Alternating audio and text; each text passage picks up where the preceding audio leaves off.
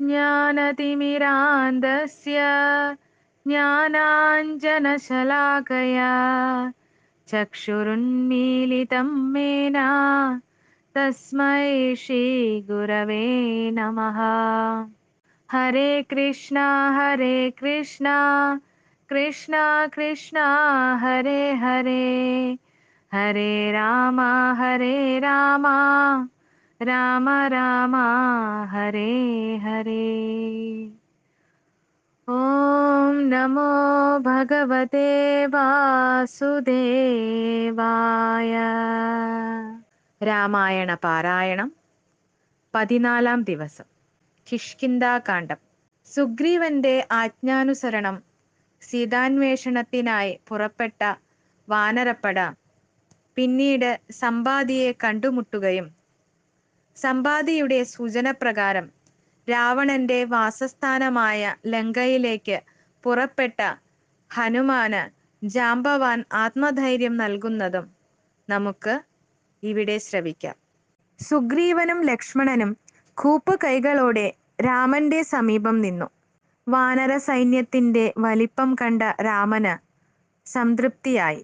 രാമന്റെ പാദപത്മങ്ങളിൽ നമസ്കരിച്ചു കിടന്ന സുഗ്രീവൻ തന്റെ പരിപൂർണ സമർപ്പണ ഭാവം പ്രകടമാക്കി.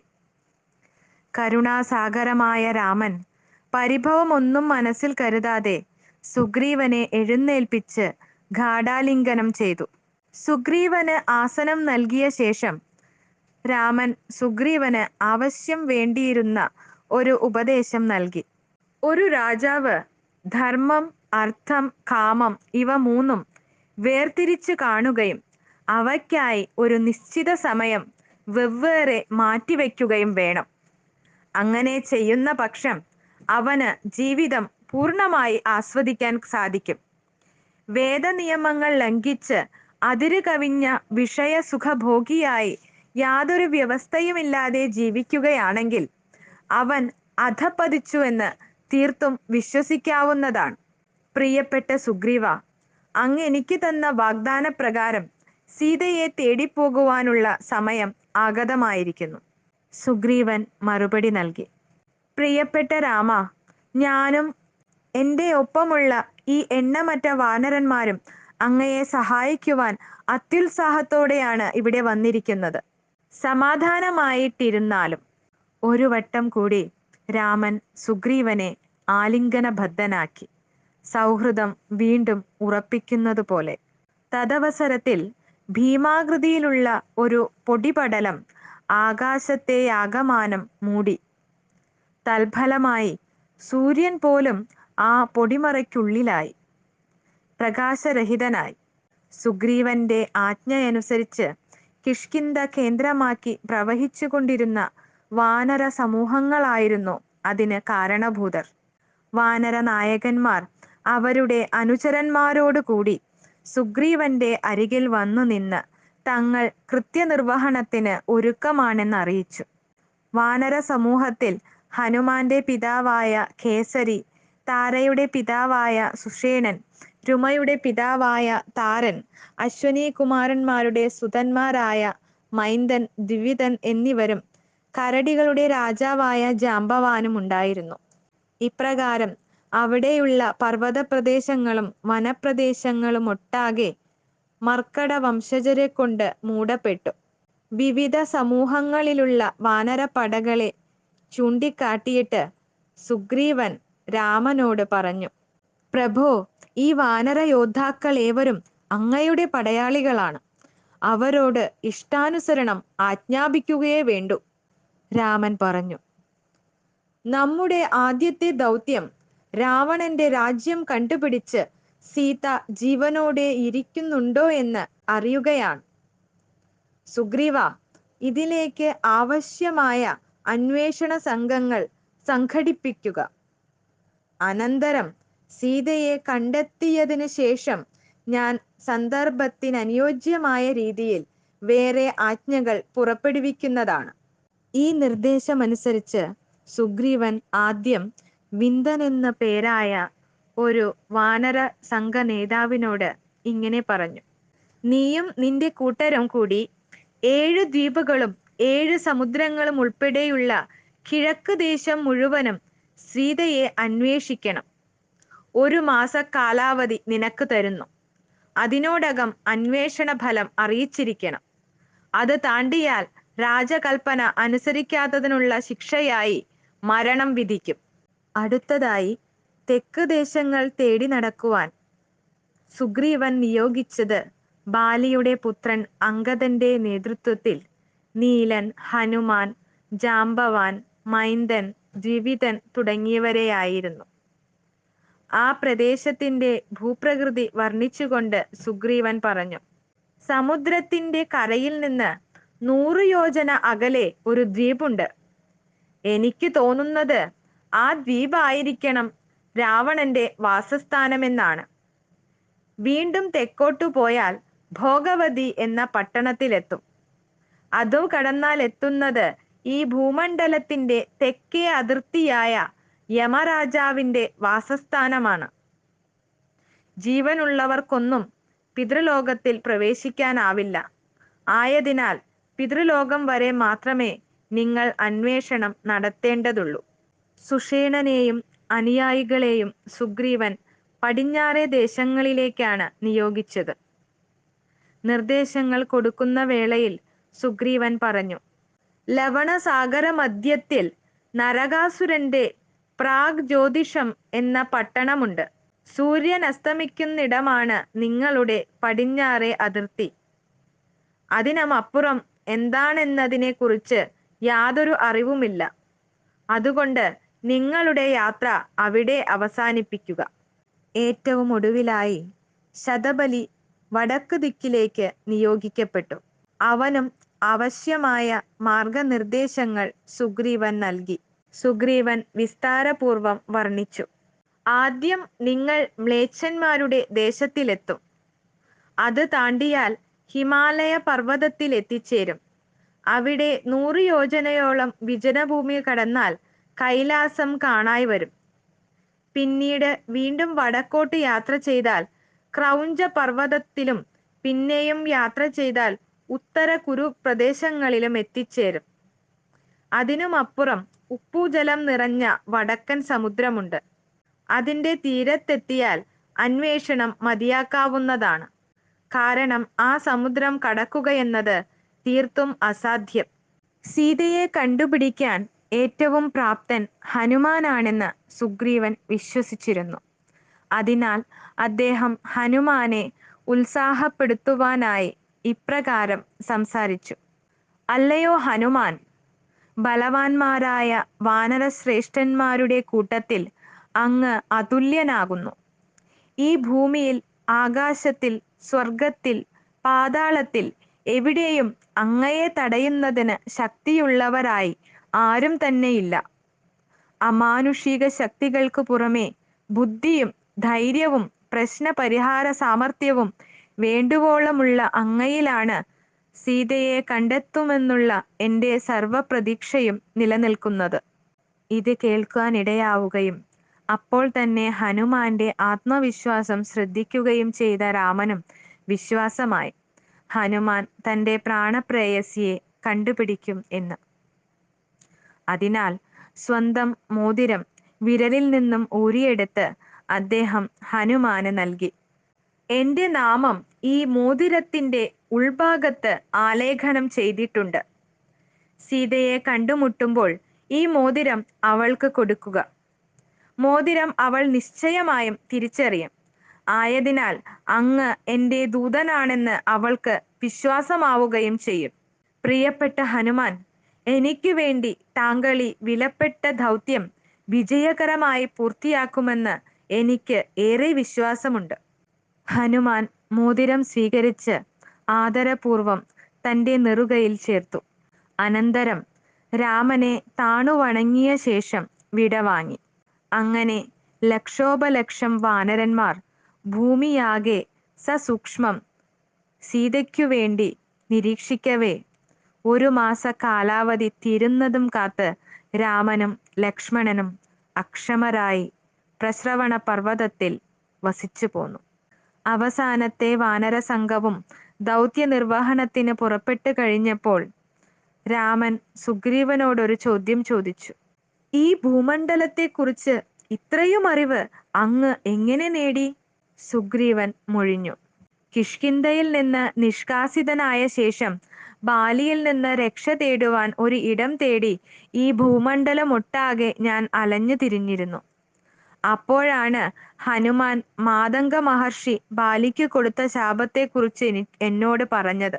അതുവരെ അലഞ്ഞു തിരിഞ്ഞതിനാൽ ഞാൻ ഭൂമി മുഴുവനും നേരിട്ട് കണ്ടു.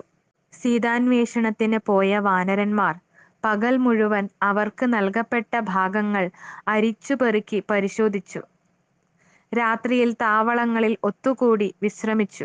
1 മാസത്തെ കാലാവധി തീരുന്നതിന് കാലേക്കൂട്ടി തന്നെ വിന്ദനും ശതപാലിയും സുഷേണനും അവരവരുടെ ദിക്കുകൾ സസൂക്ഷ്മം പരിശോധിച്ച് സീത അവിടെ എങ്ങുമില്ല എന്ന് പൂർണ്ണബോധ്യമായപ്പോൾ പ്രസ്രവണ പർവ്വതത്തിലേക്ക് മടങ്ങി വന്നു. സന്താപം വഴിയുന്ന മുഖങ്ങളുമായി അവർ സുഗ്രീവനെ അറിയിച്ചു. സീതയുടെ വാസസ്ഥാനത്തെക്കുറിച്ച് യാതൊരു സൂചനയും ആർക്കും ലഭിച്ചിട്ടില്ല എന്ന്. വാനര സംഘങ്ങൾ വന്നു നിന്ന് അവരവരുടെ അനുഭവങ്ങൾ വിവരിക്കുമ്പോൾ സുഗ്രീവന്റെ സമീപത്ത് രാമനുമുണ്ടായിരുന്നു. ഒടുക്കം സർവരും തങ്ങളുടെ പ്രതീക്ഷയത്രയും ഹനുമാനിൽ അർപ്പിക്കുകയാണുണ്ടായത്. അന്നേരത്ത് അംഗദനാൽ നയിക്കപ്പെട്ട വാനരസംഘം വിന്ധ്യപർവ്വത സാനുക്കൾ ആകമാനം സൂക്ഷ്മ പരിശോധനയ്ക്ക് വിധേയമാക്കി. അതിദുഷ്കരമായ ആ പ്രദേശത്തിൽ വിശപ്പും ദാഹവും കൊണ്ട് അവർ കഷ്ടപ്പെട്ടു. കാരണം അവിടെ ജലത്തിന്റെ അംശം പോലും ഉണ്ടായിരുന്നില്ല. മലമ്പ്രദേശം കഴിഞ്ഞ് വനപ്രദേശത്തിലേക്ക് കടന്നപ്പോൾ അവർ കൂടുതൽ പരിക്ഷീണരായി.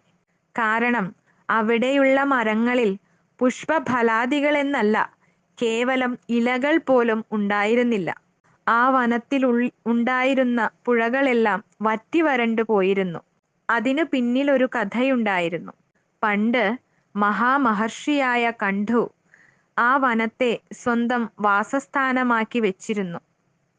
അവിടെ വെച്ച് അദ്ദേഹത്തിന്റെ 10 വയസ്സുകാരനായ പുത്രൻ അകാല മരണത്തിനിരയായപ്പോൾ സ്വതേ കോപിഷ്ഠനായ കണ്ഠു ആ വനത്തെ ശപിച്ചു. മനുഷ്യനോ മൃഗത്തിനോ വാസയോഗ്യമല്ലാതായി തീരട്ടെ എന്ന്. ദുരിതപൂർണമായ ആ വനത്തിൽ വാനരങ്ങൾ സീതയെ തേടി അങ്ങോട്ടും ഇങ്ങോട്ടും ഓടവേ കാലാവധി കഴിഞ്ഞുപോയി. ജലം തേടി നടന്ന അംഗദനും താരനും ദ്വാരം വള്ളികളാൽ മൂടപ്പെട്ട ഒരു ഗുഹ കണ്ടുപിടിച്ചു. ജലപക്ഷികളുടെ സമൂഹവും അവിടെ കണ്ടപ്പോൾ തീർച്ചയായും ഗുഹയ്ക്കുള്ളിൽ ജലസാന്നിധ്യമുണ്ടെന്ന ആഹ്ലാദത്തിൽ കുരങ്ങന്മാർ അതിനുള്ളിലേക്ക് ഓടിക്കയറി. ഗുഹയ്ക്കുള്ളിൽ കട്ടിയായ ഇരുട്ടായിരുന്നു. അതിനാൽ വാനരന്മാർ കൈകോർത്തു പിടിച്ച് ഒരു ചങ്ങല പോലെ സശ്രദ്ധം മുന്നോട്ടു നീങ്ങി. വളരെ ദൂരം പിന്നിട്ടപ്പോൾ ഗുഹയുടെ അന്തർഭാഗത്ത് എവിടെയോ ഒരു വെളിച്ചമുണ്ടെന്ന് അവർക്ക് മനസ്സിലായി. ആ വെളിച്ചത്തെ ലക്ഷ്യമാക്കി നടന്നപ്പോൾ സുന്ദരമായ പൊയ്കകൾക്ക് സമീപത്തുള്ള സ്വർണ്ണ കൊട്ടാരം അവർ കണ്ടു. ചുറ്റുപാടും അതിമനോഹരമായ നന്ദനങ്ങളും അവയിൽ കാഞ്ചന തരുക്കളുമുണ്ടായിരുന്നു. ദൈവീക പ്രഭ ചിന്തുന്ന ആ തോപ്പിനുള്ളിൽ അവർ തേജസ്വിനിയും മാൻതോൽ ധരിച്ചവളുമായ ഒരു തപസ്വിനിയെ കണ്ടു.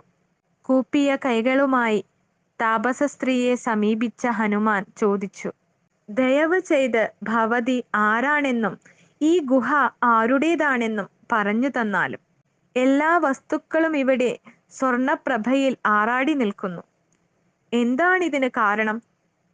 ജലരഹിതമായ ഭൂപ്രദേശങ്ങളിലൂടെ നടന്ന് വിശപ്പും ദാഹവും കാരണം അങ്ങേയറ്റം അവശരായാണ് ഞങ്ങൾ ഇതിനുള്ളിലേക്ക് വന്നത്. ആ സ്ത്രീരത്നം മറുപടിയോതി, ഈ ഗുഹയുടെ നാമം ഋഷിബിലം എന്നാകുന്നു. മയൻ എന്ന അസുരന്റെ സൃഷ്ടിയാണിത്. തപസ് ചെയ്ത് ബ്രഹ്മാവിനെ പ്രസാദിപ്പിച്ച മയന് ഒരു വരം കിട്ടി. തൽഫലമായി ശുക്രാചാര്യന്റെ അതിശയകരമായ കഴിവുകളെല്ലാം മയന് സ്വന്തമായി. മയൻ തുടർന്ന് കുറേ കാലം ഈ വനത്തിൽ തന്നെ വസിച്ചു. പക്ഷേ പിന്നീട് അദ്ദേഹം ഹേമ എന്ന അപ്സരസ്സിനെ പ്രേമിക്കുവാൻ തുടങ്ങി. അപ്പോൾ കോപിഷ്ഠനായ ഇന്ദ്രൻ വജ്രായുധം പ്രയോഗിച്ച് മയനെ ഇവിടെ നിന്ന് തുരത്തി. ബ്രഹ്മാവ് ഈ ഗുഹ ഹേമയ്ക്ക് സമ്മാനിക്കുകയും ചെയ്തു. എന്റെ നാമം സ്വയംപ്രഭയത്രേ. മേരുപർവ്വതത്തിന്റെ അതിദേവതയായ മേരുസാവർണിയുടെ പുത്രിയും ഹേമയുടെ സഖിയുമായ ഞാൻ ഈ ആശ്രമം സംരക്ഷിച്ചുകൊണ്ട് ഇവിടെ വസിക്കുന്നു. ജലവും ഭക്ഷണവും വേണ്ട പോലെ എടുക്കുക. ക്ഷീണമകറ്റിയ ശേഷം എന്നോട് പറയുക, അത്യന്തം ദുഷ്പ്രാപ്യമായ ഈ വനത്തിൽ നിങ്ങൾ എന്തിനാണ് വന്നതെന്ന്.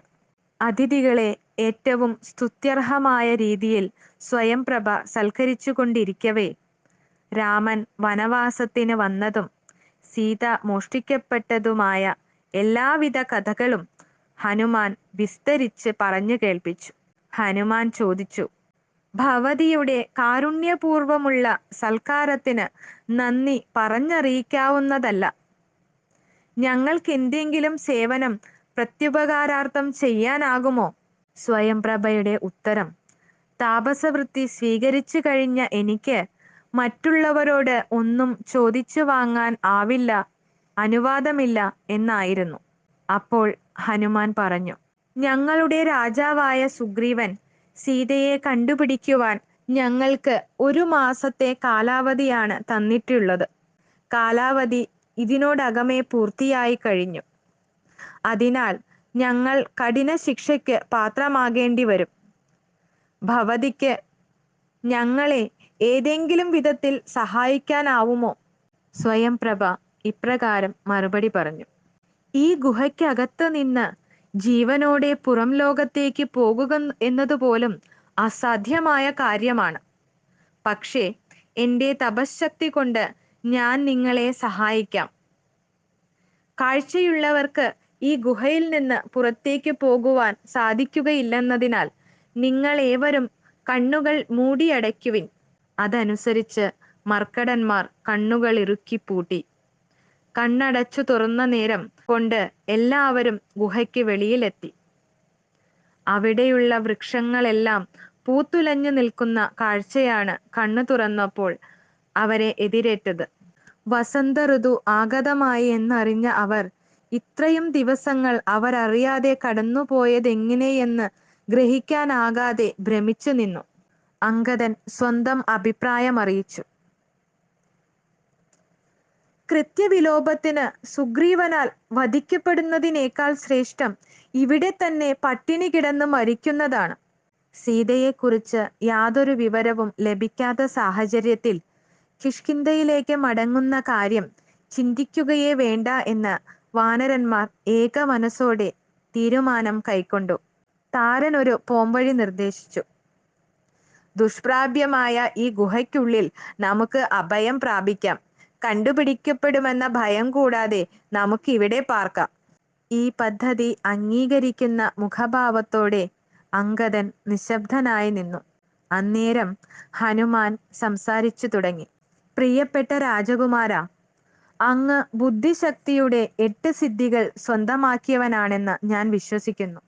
മറ്റുള്ളവരുടെ വാക്കുകൾ ശ്രദ്ധിച്ച് കേൾക്കുവാനുള്ള മനസ്സ്, അത് മുഴുവൻ കേൾക്കുവാനുള്ള മനോനിയന്ത്രണം, മറ്റുള്ളവർ പറഞ്ഞതിൻ്റെ കാതലായ അർത്ഥം മനസ്സിലാക്കുവാനുള്ള കഴിവ്, സവിശേഷമായ ഓർമ്മശക്തി, സ്വന്തം കാഴ്ചപ്പാട് വിശദീകരിക്കുവാനുള്ള ത്രാണി, മറ്റൊരു കാഴ്ചപ്പാട് ശരിയല്ലെന്ന് തെളിയിക്കുന്ന വാദങ്ങൾ അവതരിപ്പിക്കുവാനുള്ള സാമർഥ്യം, മറ്റുള്ളവരുടെ അഭിപ്രായങ്ങളുടെ ഉള്ളു കാണുവാനുള്ള ചാതുര്യം, എല്ലാത്തിനും മീതെ ശുദ്ധമായ ജ്ഞാനം. ഇവ മാത്രമല്ല, 4 വിധത്തിലുള്ള രാഷ്ട്രീയ തന്ത്രങ്ങളിലും, അതായത് അനുരഞ്ജിപ്പിക്കൽ അഥവാ സന്ധിയുണ്ടാക്കൽ, സമ്മാനം അഥവാ തൃപ്തിപ്പെടുത്തൽ, വിഘടനത്തിന്റെ വിത്തുകൾ ശത്രുനിരയിൽ പാകുക, വേണ്ടി വന്നാൽ ഹിംസയുടെ മാർഗം തന്നെ സ്വീകരിക്കൽ, ഈ 4 വിധത്തിലുള്ള രാഷ്ട്രീയ തന്ത്രങ്ങളിലും അങ്ങ് അതിസാമർഥ്യവാനാണ്.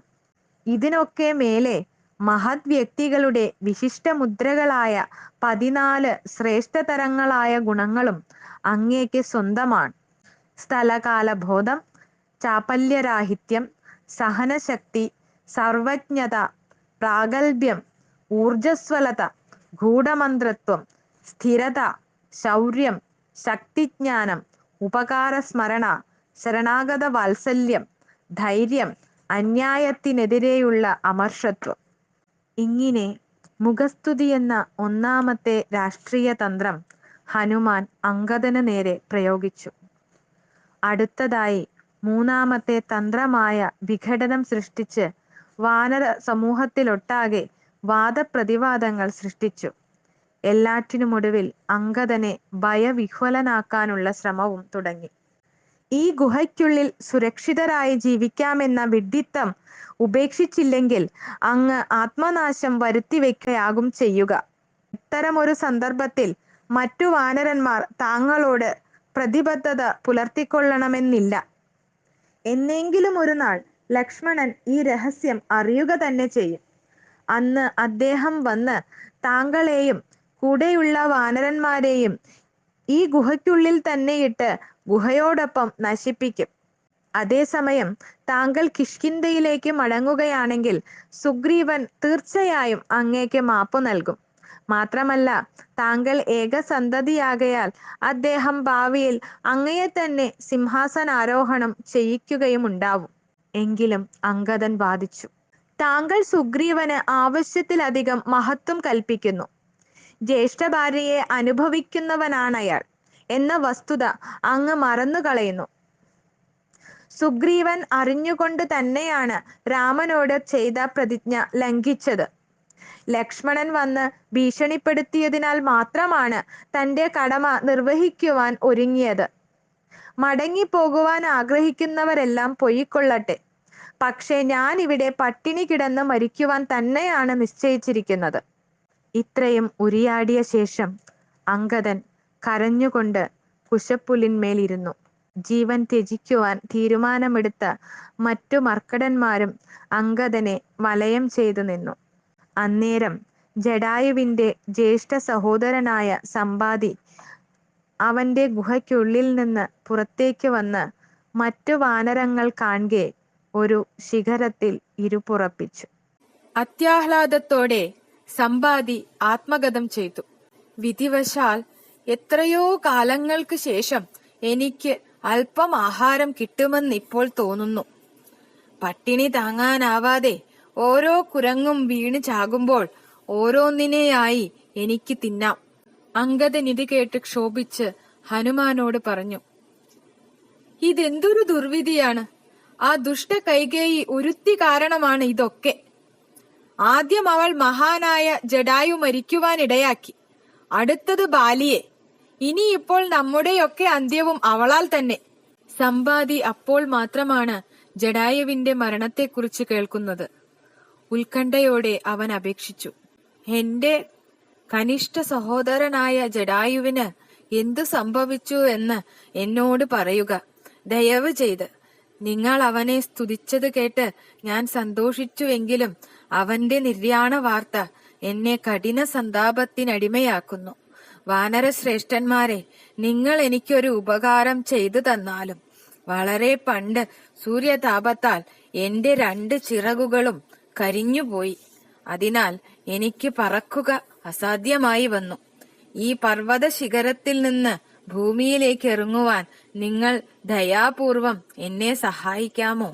കുരങ്ങന്മാർക്ക് സമ്പാദിയെ അത്രത്തോളം വിശ്വസിക്കുവാൻ സാധിച്ചില്ല. കാരണം അല്പം മുമ്പ് തങ്ങളെ ഭക്ഷിക്കുന്ന കാര്യം ചിന്തിച്ചു കൊണ്ടിരുന്നവനാണ് അയാൾ. എങ്കിലും അവരിപ്രകാരം ആലോചിച്ചു, നാം എന്തായാലും മരിക്കാൻ തീരുമാനമെടുത്തവരാണ്. അതുകൊണ്ട് ഈ രാക്ഷസ ശരീരിയായ കഴുകൻ നമ്മെ ജീവനോടെ ഭക്ഷിച്ചാലും നഷ്ടപ്പെടാൻ ഒന്നുമില്ല. മാത്രമല്ല, അത്രയും വേഗത്തിൽ നമ്മുടെ ദുരിതങ്ങൾക്കൊരറുതി വരികയും ചെയ്യും. അങ്ങനെ വാനരസംഘം മലമുകളിലേറി സമ്പാദിയെ താഴേക്കിറക്കുവാൻ സഹായിച്ചു. അതിനിടയ്ക്ക് അംഗദൻ രാമന്റെ നാടുകടത്തലിനെ കുറിച്ചും ജടായുവിന്റെ ധീരോദാത്ത മരണത്തെക്കുറിച്ചും വിസ്തരിച്ചു പറഞ്ഞു കേൾപ്പിച്ചു. പകരം സമ്പാദിയും തന്റെ ആത്മകഥ ഇപ്രകാരം വിവരിച്ചു. പണ്ട് ഇന്ദ്രൻ വൃത്താസുരനെ വധിച്ചപ്പോൾ ഞാനും ജടായുവും ഇന്ദ്രനെ വെല്ലുവിളിക്കാൻ ആഗ്രഹിച്ച് സ്വർഗത്തിലേക്ക് പറന്നു. ആകാശത്തിലെ വിദൂര ഗ്രഹങ്ങളിലെത്തിയ ഞങ്ങൾ യുദ്ധത്തിൽ ഇന്ദ്രനെ പരാജിതനാക്കി. ഇതിനാൽ അഹംഭാവികളായി മാറിയ ഞങ്ങൾ വീണ്ടും വീണ്ടും ഉയരങ്ങളിലേക്ക് പറക്കുവാൻ തീരുമാനിച്ചു. പക്ഷേ സൂര്യന്റെ അരികിലെത്തിയപ്പോൾ എന്റെ അനുജനായ ജടായു സൂര്യതാപം സഹിക്കവയ്യാതെ ബോധരഹിതനായി. അവനെ സംരക്ഷിക്കുവാനായി എന്റെ ചിറകുകളാൽ അവനെ ഞാൻ പൊതിഞ്ഞു പിടിച്ചു. പക്ഷേ എന്റെ ചിറകുകൾ തൽഫലമായി കരിഞ്ഞു ചാമ്പലാവുകയും ഞാൻ വിന്ധ്യാചലത്തിൽ പതിക്കുകയും ചെയ്തു. പെട്ടെന്ന് അംഗദൻ ഇടയ്ക്കു കയറി സംസാരിച്ചു. താങ്കൾ സത്യമായും ജടായുവിന്റെ ജ്യേഷ്ഠ സഹോദരനാണെങ്കിൽ, ഞങ്ങളുടെ അഭ്യുദയകാംക്ഷിയാണെങ്കിൽ പറയൂ, എവിടെയാണ് രാക്ഷസ രാജാവായ രാവണൻ ജീവിക്കുന്നത്? സമ്പാദി മറുപടിയോതി.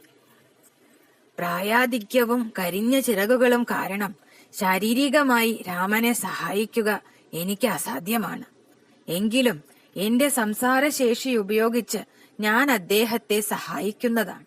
രാമ രാമ എന്ന് നിലവിളിച്ചുകൊണ്ട് തന്റെ ആഭരണങ്ങൾ ഓരോന്നായി താഴേക്കു വലിച്ചെറിഞ്ഞ ഒരു യുവതിയെ രാവണൻ കടത്തിക്കൊണ്ടുപോയതായി ഞാൻ കേൾക്കുകയുണ്ടായി. ഈ രാവണൻ രാക്ഷസരാജനാണെന്നും തെക്കുള്ള സമുദ്ര തീരത്തുനിന്ന് 100 യോജന അകലെയുള്ള ലങ്ക എന്ന ദ്വീപിലാണ് അവൻ വാഴുന്നതെന്നും എനിക്കറിയാം.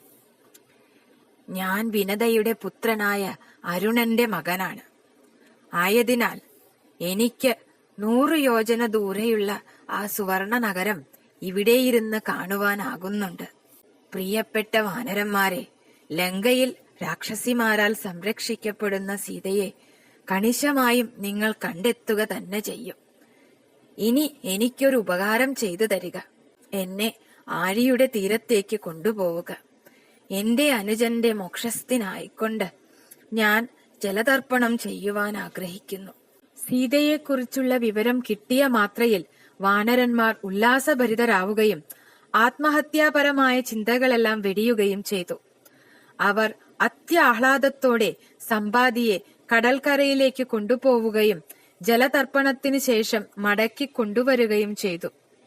അന്നേരം ജാംബവാൻ ചോദിച്ചു, സീതയെ കട്ടുകൊണ്ടുപോയത് രാവണനാണെന്ന് താങ്കൾക്കെങ്ങനെ മനസ്സിലായി? സമ്പാദി വിശദീകരിച്ചു. ചിറക് കരിഞ്ഞ നിസ്സഹായാവസ്ഥയിൽ കഴിഞ്ഞിരുന്ന എനിക്ക് ഭക്ഷണം കൊണ്ടു തന്നിരുന്നത് എന്റെ സുതനായ സുപാർശ്വനായിരുന്നു. ഒരു ദിവസം ഞാൻ വിശന്നു വലഞ്ഞ് കാത്തിരിക്കുമ്പോൾ ഭക്ഷണമൊന്നും കൈവശമില്ലാതെ സുപാർശ്വൻ വന്നണഞ്ഞു. കഠിനമായ കോപത്താൽ ഞാൻ അവനെ ശകാരിച്ചു. അപ്പോൾ അവൻ പറഞ്ഞു, മാംസത്തിനായി ഞാൻ തേടിക്കൊണ്ടിരിക്കവേ ആകാശമാർഗെ ഒരു രാക്ഷസൻ ഒരു യുവതിയെ കൊണ്ടുപോകുന്നത് കാണുവാനിടയായി. അവരെ രണ്ടുപേരെയും അങ്ങേക്ക് ഭക്ഷിക്കുവാൻ കൊണ്ടുവരാമെന്ന് ഞാൻ നിശ്ചയിച്ചു. പക്ഷേ ആ രാക്ഷസൻ അതീവ വിനയത്തോടെ കടന്നുപോകുവാനുള്ള അനുവാദത്തിനപേക്ഷിച്ചു. എനിക്കത് നിരസിക്കുവാനായില്ല. അത് കഴിഞ്ഞ് എന്റെ അരികിലേക്ക് വന്ന സിദ്ധന്മാരാണ് അത് രാവണനായിരുന്നുവെന്ന് വെളിപ്പെടുത്തിയത്. അവർ പറഞ്ഞു, രാക്ഷസ രാജാവ് എന്നെ കൊല്ലാതെ വിട്ടത് എന്റെ ഭാഗ്യം കൊണ്ടാണ് എന്ന്. കുരങ്ങന്മാർ തന്നെ വിശ്വസിച്ചു തുടങ്ങി എന്നൂഹിച്ച് സമ്പാദി ആത്മകഥാകഥനം ആരംഭിച്ചു. വിന്ധ്യാചലത്തിൽ പതിച്ച ഞാൻ 6 ദിനരാത്രങ്ങൾ ബോധരഹിതനായി കിടന്നു. ബോധം വന്നപ്പോൾ നിശാകരൻ എന്ന മഹാഋഷിയുടെ ആശ്രമം അരികത്തുണ്ടെന്ന് ഞാൻ കണ്ടു. ഋഷി എന്നെ കണ്ടപ്പോൾ ചിറകുകൾ കരിഞ്ഞതെങ്ങനെയെന്ന് ആരാഞ്ഞു.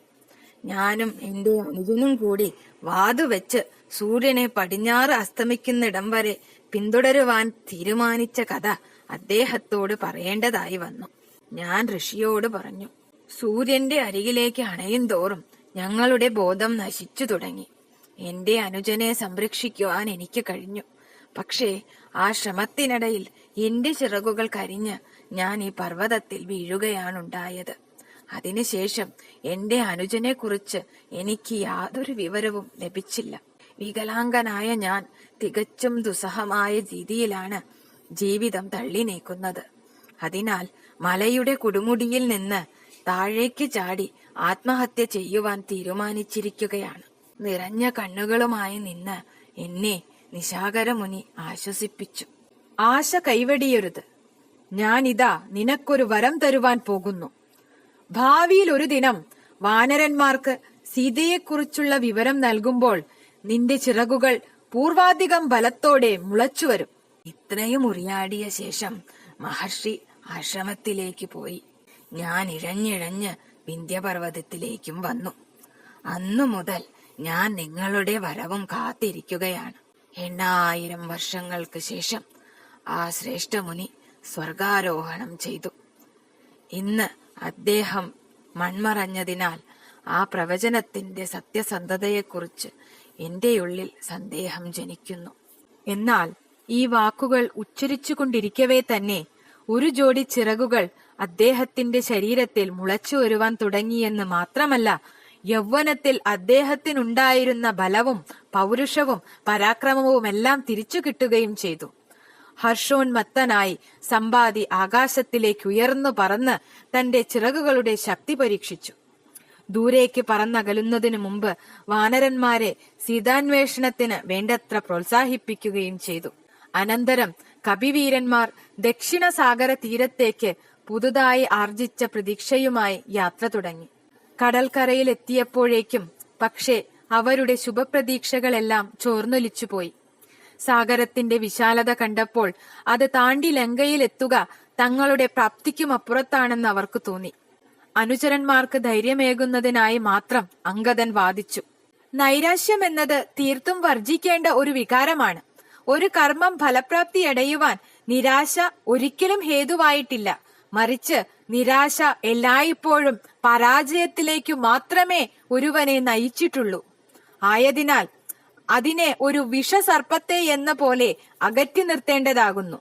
ഈ 100 യോജന ചാടിക്കടന്ന് രാവണന്റെ കരാള ഹസ്തങ്ങളിൽ നിന്ന് സീതയെ മോചിപ്പിക്കുവാൻ കഴിവുള്ളവർ സദയം മുന്നോട്ടു വരിക. നമുക്ക് സുഗ്രീവന്റെ ഉഗ്രകോപത്തിൽ നിന്ന് അങ്ങനെ രക്ഷപ്പെടാം. ആരും പ്രതികരിച്ചില്ല. അങ്ങനെ അംഗദന് ഓരോ വാനരനെയും സമീപിച്ച് അവർക്ക് എത്ര ദൂരം ചാടുവാനാകുമെന്ന് ചോദിക്കേണ്ടതായി വന്നു. ഓരോ കപിവീരനും പ്രതികരിച്ചു തുടങ്ങി.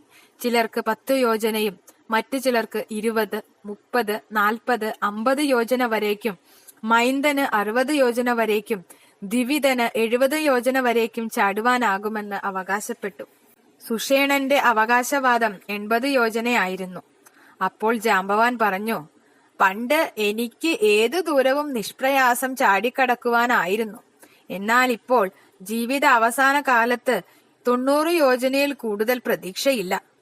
പുരാതന കാലത്ത് വാമനദേവൻ ഈ പ്രപഞ്ചത്തെ ഒന്നാകെ 3 അടിയിൽ അളന്നെടുത്തപ്പോൾ ഞാൻ അദ്ദേഹത്തെ പ്രദക്ഷിണം വെച്ചിരുന്നു. പക്ഷേ നിർഭാഗ്യവശാൽ ഇന്ന് സീതയെ രക്ഷിക്കുന്നതിനു വേണ്ടി ലങ്കയിലേക്ക് ചാടുവാൻ ഞാൻ പ്രാപ്തനല്ല. അന്നേരം അംഗദൻ പറഞ്ഞു, എനിക്ക് 100 യോജന ചാടുവാൻ കഴിഞ്ഞേക്കും. പക്ഷേ മടങ്ങി വരുമ്പോൾ രണ്ടാമതൊരിക്കൽ ചാടുവാൻ ശക്തി ബാക്കിയുണ്ടാകുമോ എന്നാണ് സംശയം. ഇത് കേട്ട് ജാംബവാൻ വേറൊരു അഭിപ്രായം പറഞ്ഞു. 100 അല്ല, 1000 യോജന താണ്ടുവാനുള്ള ശക്തി നിനക്കുണ്ട്. പക്ഷേ ഈ ദൗത്യത്തിന്റെ നായകൻ നീയായതുകൊണ്ട് മറ്റാരെയെങ്കിലും കൊണ്ട് ചെയ്യിക്കുന്നതാണ് നല്ലത്. അംഗദൻ ചൂണ്ടിക്കാട്ടി. ആരാണ് നായകൻ എന്നത് ഒരു പ്രശ്നമല്ല. ഞാനോ മറ്റാരെങ്കിലുമോ ലങ്കയിൽ പോകുവാൻ തയ്യാറായില്ലെങ്കിൽ നമുക്കേവർക്കും പട്ടിണി മരണം മാത്രമേ പോംവഴിയായിട്ടുള്ളൂ. അതുകൊണ്ട് അല്ലയോ ജാംബവാൻ, കടൽ താണ്ടി ലങ്കയിലെത്തുവാൻ എന്തെങ്കിലും ഉപായം കണ്ടുപിടിച്ച് സുഗ്രീവ കോപത്തിൽ നിന്ന് നാം എല്ലാവരെയും രക്ഷിക്കുക. ജാംബവാൻ ആശ്വസിപ്പിച്ചു. സമാധാനിക്കുക. ഞാൻ ഇപ്പോൾ തന്നെ ഈ ദുർഘടം പിടിച്ച പ്രവൃത്തി നിർവഹിക്കുവാൻ പ്രാപ്തിയുള്ള ഒരാളോട് അപേക്ഷിക്കുവാൻ പോകുന്നു. അല്ലയോ ഹനുമാൻ, താങ്കൾ വിഷ്ണുവാഹനനായ ഗരുഡന് തുല്യം ശക്തിമാനാകുന്നു. എന്നിട്ടും എന്തേ അങ്ങ് മൗനം പാലിക്കുന്നു? ഞാനിതാ വാനരശ്രേഷ്ഠരിൽ ശ്രേഷ്ഠനായ ഹനുമാന്റെ ചരിത്രം വർണ്ണിക്കുന്നു. എല്ലാവരും കേട്ടുകൊണ്ടാലും. പുഞ്ചികസ്ഥല എന്നു പേരായ ഒരു അപ്സര സ്ത്രീ ഒരു മുനിയുടെ ശാപത്തിന് പാത്രമായി. അങ്ങനെ അവൾ വാനര രാജാവായ കുഞ്ചരന്റെ പുത്രിയായി അഞ്ജനയായി ജന്മമെടുത്തു. അതിസുന്ദരിയായി വളർന്നു വന്ന അഞ്ജനയ്ക്ക് സ്വേച്ഛാപ്രകാരം രൂപം മാറുന്നതിനുള്ള കഴിവുമുണ്ടായിരുന്നു. വാനര പ്രമുഖനായ കേസരിയുടെ പത്നിയായ ശേഷം ഒരിക്കൽ അവൾ സ്ത്രീരൂപമെടുത്ത് പർവ്വതനിരകളിൽ വിഹരിച്ചുകൊണ്ടിരുന്നപ്പോൾ വായുദേവൻ അവളെ കണ്ട് മോഹപരവശനായി. അവൾ അണിഞ്ഞിരുന്ന വസ്ത്രം കാറ്റിനാൽ മാറി അവളുടെ തുടുത്തുരുണ്ട തുടകളും മുലകളും മറ്റും കണ്ടപ്പോൾ വർദ്ധിച്ച കാമവികാരത്തോടെ വായുദേവൻ അവളെ ഗാഢാലിംഗനം ചെയ്തുപോയി. തന്നെ ആക്രമിക്കുന്നവനെ കാണാൻ കഴിയാതെ അഞ്ജന ഉച്ചത്തിൽ വിളിച്ചു ചോദിച്ചു, ഏകപത്നി വ്രതക്കാരിയായ എന്റെ പാതിവ്രത്യം നശിപ്പിക്കുന്നതാരാണ്? വായുദേവൻ മറുപടിയേകി, നിന്റെ പാതിവ്രത്യം ഞാൻ നശിപ്പിച്ചിട്ടില്ല. കാരണം മാനസികമായി മാത്രമാണ് ഞാൻ നിന്നിൽ പ്രവേശിച്ചത്. ഞാൻ വായുദേവനാകുന്നു. എന്റെ അനുഗ്രഹത്താൽ നിനക്ക് എന്നെപ്പോലെ എങ്ങും സഞ്ചരിക്കുവാൻ കഴിവുള്ള അത്യന്തം ബലശാലിയായ ഒരു പുത്രൻ ജനിക്കും. വായുദേവന്റെ വാക്കുകൾ അഞ്ജനയ്ക്ക് സംതൃപ്തിയേകി. താമസം വിന ഒരു ഗുഹയ്ക്കുള്ളിൽ അവൾ ഹനുമാന് ജന്മം നൽകുകയും ചെയ്തു. അടുത്ത പ്രഭാതത്തിൽ ഉദയസൂര്യനെ കണ്ട ഹനുമാൻ അതൊരു പഴമാണെന്ന് തെറ്റിദ്ധരിച്ച് മേലോട്ട് ചാടി. 3000 യോജനയോളം ഉയർന്നു പൊങ്ങിയപ്പോൾ സൂര്യകിരണങ്ങളുടെ ആഘാതത്താൽ ഭൂമിയിലേക്ക് തെറിച്ചു വീണു. അല്പം പോലും അവശനാകാതെ ഹനുമാൻ ഒരിക്കൽ കൂടി കുതിച്ചു ചാടിയപ്പോൾ ഇന്ദ്രൻ തന്റെ വജ്രായുധം ആ ബാലന് നേർക്ക് പ്രയോഗിച്ചു. ഒരു വാനരന്റെ അഹങ്കാരം ഇന്ദ്രന് പൊറുക്കുവാനാകുന്നതറിയുന്നില്ല. വജ്രായുധം ഹനുമാനെ ഒരു മലയുടെ കൊടുമുടിയിലേക്ക് ചുഴറ്റിയെറിയുകയും അദ്ദേഹത്തിന്റെ താടിയെല്ല് ഇടതുവശത്ത് മുറിയുകയും ചെയ്തു. ഹനുമാൻ പൊട്ടിയ താടിയെല്ലുള്ളവൻ എന്ന പേര് അദ്ദേഹത്തിന് ലഭിക്കുവാനിടയായത് അങ്ങനെയാണ്. ഇന്ദ്രൻ കാട്ടിയ അതിക്രമത്തിൽ അങ്ങേയറ്റം കോപിഷ്ഠനായി തീർന്ന വായുദേവൻ 3 ലോകങ്ങളിലും നൽകിയിരുന്ന കാറ്റിനെ നിശ്ചലമാക്കി അടക്കിയിരുത്തി. വായുസഞ്ചാരം ഇല്ലാതായപ്പോൾ പരിഭ്രമിച്ച അവശരായ ദേവന്മാർ ബ്രഹ്മാവിന്റെ മുന്നിൽ നടത്തി വായുദേവന്റെ വാസസ്ഥാനത്തെത്തി. വായുദേവനെ പ്രീണിപ്പിക്കുവാനായിക്കൊണ്ട് ബ്രഹ്മാവ് ഹനുമാൻ ഒരു വരം നൽകി. അതിൻപടി ഹനുമാനെ യുദ്ധത്തിൽ ആർക്കും ജയിക്കുവാനാവില്ല എന്ന ഫലമുണ്ടായി. ഇന്ദ്രനാകട്ടെ കുട്ടി ഹനുമാൻ മരിച്ചില്ല എന്ന് കണ്ടപ്പോൾ ആശ്വാസവും അതിലേറെ ആശ്ചര്യവും തോന്നി. എന്തായാലും ഇന്ദ്രനും ഒരു വരം നൽകി ബാലഹനുമാന്. അതിൻ പ്രകാരം സ്വച്ഛന്ത മൃത്യു വരിക്കുവാനുള്ള അവകാശം ഹനുമാന് സ്വന്തമായി. ജാംബവാൻ തന്റെ നീണ്ട കഥനം ഉപസംഹരിച്ചു. അതുകൊണ്ട് നമ്മുടെ ദൗത്യം ഫലപ്രാപ്തിയിൽ എത്തിക്കാൻ എന്തുകൊണ്ടും കഴിവുള്ള ഒരേ ഒരു വ്യക്തി ഹനുമാനാണെന്ന് ഞാൻ വിശ്വസിക്കുന്നു. പണ്ടുമായിരുന്നെങ്കിൽ ഈ നിസാരമായ ചാട്ടം എനിക്കൊരു പ്രശ്നമേ ആവുമായിരുന്നില്ല. മഹാബലിയുടെ സാമ്രാജ്യം അളന്നെടുക്കുവാൻ ത്രിവിക്രമപ്രഭു 3 ചുവട് വെച്ചപ്പോഴേക്കും ഞാൻ ഈ ലോകത്ത് ചുറ്റും 21 പ്രാവശ്യം പ്രദക്ഷിണം ചെയ്തു കഴിഞ്ഞിരുന്നു. മാത്രമല്ല ദേവാസുരന്മാർക്ക് അമൃത് കടഞ്ഞെടുക്കുവാൻ ആവശ്യമായ ഔഷധ സസ്യങ്ങൾ അത്രയും ഞാൻ ഒറ്റയ്ക്കാണ് ശേഖരിച്ച് പാൽക്കടലിൽ നിക്ഷേപിച്ചത്. പക്ഷേ ഇന്ന് ഞാൻ വൃദ്ധനായി കഴിഞ്ഞു. ആയതിനാൽ ഇനി മുതൽ ഹനുമാന് സ്വന്തം പരാക്രമം പ്രകടിപ്പിക്കുവാനുള്ള അവസരമാണ് ആഗതമായിരിക്കുന്നത്. സ്വന്തം അത്ഭുത സിദ്ധികളെക്കുറിച്ചുള്ള ഈ സ്തുതിഗീതങ്ങൾ കേട്ടപ്പോൾ ഹനുമാനും ഉത്തേജിതനായി. അവിടെ കൂട്ടം കൂടിയിരുന്ന വാനര സമൂഹത്തെ ആഹ്ലാദിപ്പിച്ചുകൊണ്ട് അദ്ദേഹം ഭീമാകാരനായി വികസിച്ചു തുടങ്ങി. മാത്രമല്ല സ്വന്തം അമാനുഷിക സിദ്ധികളെക്കുറിച്ച് ഹനുമാൻ അവകാശവാദങ്ങളും ഉന്നയിച്ചു തുടങ്ങി. ഹനുമാൻ പ്രഖ്യാപിച്ചു, എനിക്ക് മേരുപർവ്വതത്തെ 1000 വട്ടം ചുറ്റുവാനാകും. ഒരിക്കൽ പോലും വിശ്രമിക്കാതെ സമുദ്രത്തിലെ ജലം തെറിപ്പിച്ച് ഈ ബ്രഹ്മാണ്ടത്തെ ആസകലം നിമഗ്നമാക്കുവാനാകും. ആകാശത്തിലൂടെ പറക്കുന്ന വേളയിൽ ഗരുഡനെ 1000 വട്ടം പ്രദക്ഷിണം വയ്ക്കുവാൻ സാധിക്കും. ലങ്ക എന്ന പട്ടണത്തെ പിഴുതെടുത്ത് എത്ര ദൂരം വേണമെങ്കിലും കൊണ്ടുപോകാനാകും. ഹനുമാന്റെ ആത്മസ്തുതികൾ കേട്ട് വാനര സമൂഹം രോമാഞ്ചമണിഞ്ഞു. എങ്കിലും സന്ദർഭത്തിന്റെ ഗൗരവം ബോധ്യപ്പെടുത്തുന്നതിനായി അവർ ഹനുമാനോട് പറഞ്ഞു, അങ്ങ് മടങ്ങിയെത്തുന്നത് വരെ ഞങ്ങൾ ഏവരും ഇവിടെ ഒറ്റക്കാലിൽ നിന്ന് തപസ് ചെയ്യാം. സീതയെ വീണ്ടെടുക്കുന്നതും തദ്വാര ഞങ്ങളുടെ ജീവൻ രക്ഷപ്പെടുത്തുന്നതും സർവവും അങ്ങയിലാണ് നിലനിൽക്കുന്നത്. ഹനുമാൻ പറഞ്ഞു, ഞാൻ മഹേന്ദ്ര പർവ്വതത്തിന്റെ ശിഖരത്തിൽ നിന്നാണ് ലങ്കയിലേക്ക് കുതിക്കുവാൻ ഉദ്ദേശിക്കുന്നത്. കാരണം കുതിക്കുമ്പോൾ ഞാൻ കൊടുക്കുന്ന ഭാരം താങ്ങുവാൻ വലിപ്പവും ഉറപ്പുമുള്ള ആ പർവ്വതത്തിന് സാധ്യമാകും. ഇത്രയും ഉരിയാടിയ ശേഷം ഹനുമാൻ വിടവാങ്ങി. ഒരു വിനാഴികയ്ക്കുള്ളിൽ തന്റെ കുതിച്ചുചാട്ടത്തിന് താങ്ങായി നിൽക്കാൻ കെൽപ്പുള്ള മഹേന്ദ്രഗിരിയിൽ അദ്ദേഹം എത്തിച്ചേർന്നു. സുന്ദരകാന്ഡം. ഗുണശീലനായ ഹനുമാൻ മഹേന്ദ്രഗിരിയുടെ ചുവട്ടിലെത്തിയപ്പോൾ ആദ്യം ചെയ്തത് സൂര്യൻ, ഇന്ദ്രൻ, വായുദേവൻ, ബ്രഹ്മദേവൻ, ഭഗവാൻ രാമൻ എന്നിവർക്ക് പ്രണാമമർപ്പിക്കുകയാണ്. അനന്തരം ശിഖരത്തിന്റെ മേൽപ്പരപ്പിൽ കയറി നിന്ന് സ്വന്തം ശരീരം ഭീമാകാരമാക്കി. എന്നിട്ട് കൈകാലുകളാൽ പാറപ്പുറത്ത് അള്ളിപ്പിടിച്ചുകൊണ്ടിരുന്നു. ഈ അവസ്ഥയിൽ അല്പനേരം അനങ്ങാതെ നിലയുറപ്പിച്ച് ഏറ്റവും നീണ്ട കുതിപ്പിനായി മാനസികമായി തയ്യാറെടുത്തു. ഹനുമാന്റെ ഭീമാകാര സ്വരൂപത്തിന്റെ അതികഠിനമായ ഭാരം താങ്ങാനാകാതെ ആ പർവ്വതമാകെ വിറകൊള്ളുവാൻ തുടങ്ങി. തീ തുപ്പുന്ന മഹാനാഗങ്ങൾ പാറകളിൽ ആഞ്ഞുകടിച്ച് അവയെ തീപ്പൊരികളാക്കി തെറിപ്പിച്ചു.